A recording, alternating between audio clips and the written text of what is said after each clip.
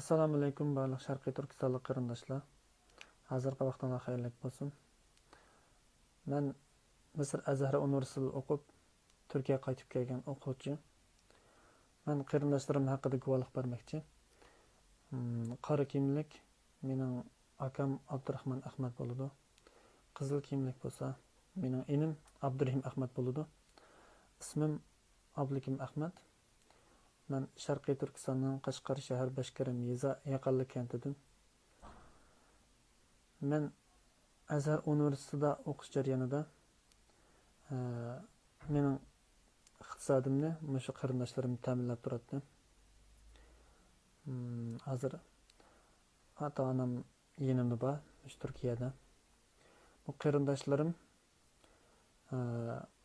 men Misrda o'qiyotgan vaqtda qarindoshlarim Xitoy saqchilari tomonidan tutilgan.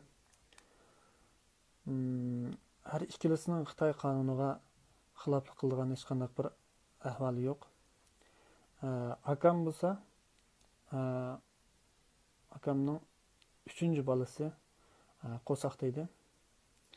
Hamda hozircha oilasining ham o'zining hech bir xabari yo'q. Enim bo'lsa, yangi oila qurgan.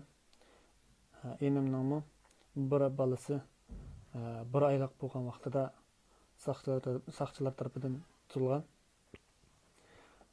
Hamda buning oila bolchaqasining hech qanday xabari yo'q. Allohning rahmati bilan qarindoshlarimning ham vatanim Sharqiy Turkistonning Xitoylarning qo'lidan tezroq ozod bo'lishini chin ko'nglimdan umid qilma, ham duo qilma.